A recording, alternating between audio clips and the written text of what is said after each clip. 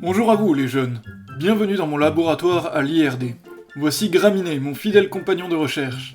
Graminet, allez, salut nos jeunes scientifiques. Je suis un spécialiste des céréales et je travaille particulièrement sur l'histoire de la domestication. J'y ai consacré toute ma carrière. Savez-vous ce qu'est la domestication ? Vous allez me dire que vous ne savez pas exactement la définir, non ? J'ai hâte de vous partager mon savoir et de rentrer dans les limbes du plus beau passage de l'histoire de l'humanité. Bon, je m'emballe un peu. La domestication, c'est le fait de s'approprier une espèce animale ou végétale sauvage dans le but de sélectionner des caractères intéressants pour l'homme. Cette espèce deviendra alors domestiquée. Ceci a permis par la suite, par exemple, d'avoir des rendements plus importants, d'avoir des espèces résistantes à certaines maladies, ou encore des plantes adaptées à des climats difficiles, comme dans l'agriculture moderne. Une fois domestiquées, elles ne peuvent pas perdurer sans l'action de l'homme. Mais au sein des centres de domestication, les populations domestiquées sont plus diversifiées qu'ailleurs. L'étude globale des espèces végétales domestiquées nous mène à constater 6 centres mondiaux de domestication. Au Moyen-Orient, en Amérique centrale, en Amérique du Sud, en Asie du Sud-Est et l'Himalaya, et enfin en Afrique. Aujourd'hui, nous allons nous concentrer plus spécialement sur l'Afrique. En effet, c'est bien dans ce continent incroyable que se sont déroulées mes toutes dernières recherches. Ce continent aux animaux et aux plantes incroyables me fascine au plus haut point. Et oui, car mes confrères ont longtemps observé qu'il n'y avait pas de centre de domestication en Afrique, mais ce que l'on appelle un non-centre. Il s'agit d'une bande de domestication avec plusieurs petites zones sous le Sahel. Après des études plus approfondies, archéologiques et génétiques, je me suis aperçu qu'il y avait en fait de vrais centres, notamment pour le riz et le mil. Mais pour mieux vous rendre compte et vous expliquer tout cela plus facilement, nous allons nous y rendre directement. Direction, il y a 15 000 ans dans la partie nord-ouest du continent africain.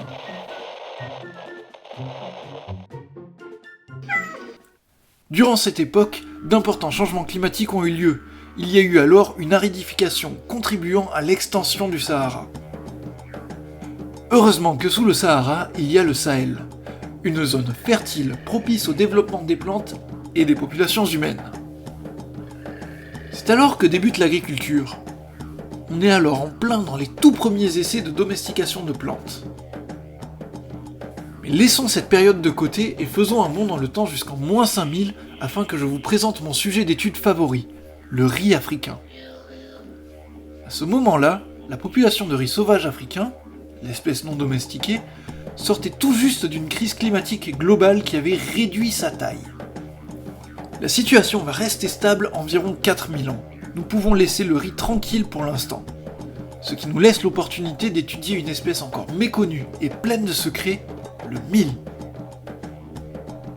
Mes recherches sont en cours, mais je peux d'ores et déjà vous révéler certaines choses. La domestication du mil débute en -3000 dans le nord du delta intérieur du Niger. Cette espèce domestiquée a quelques différences morphologiques avec l'espèce sauvage.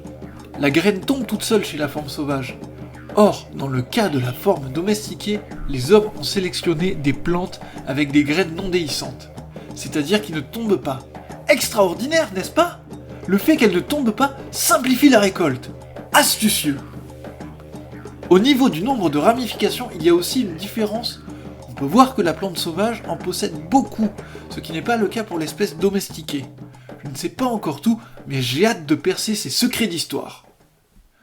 Revenons sur notre cher ami le riz africain laissé à l'abandon. Et non justement, car en -1000, une partie de la population réaugmente. Quelle est l'autre partie de cette population à votre avis ?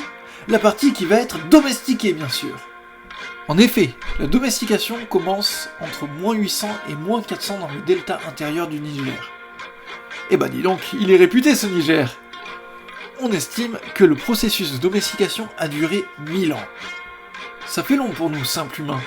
Finalement, le riz domestiqué se maintient droit et fier. Ce qui, d'après mes recherches, est dû à l'absence d'un gène spécifique. Encore une astuce pour faciliter la récolte. Il y a encore plein de mystères à résoudre pour l'histoire de la domestication en Afrique.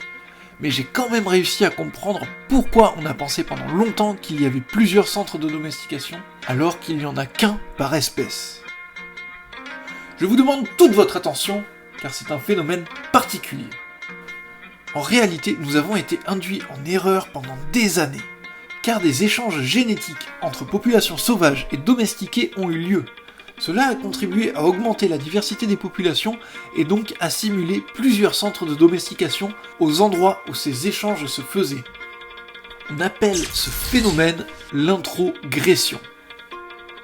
Comme quoi, on n'arrête pas de découvrir et redécouvrir des choses.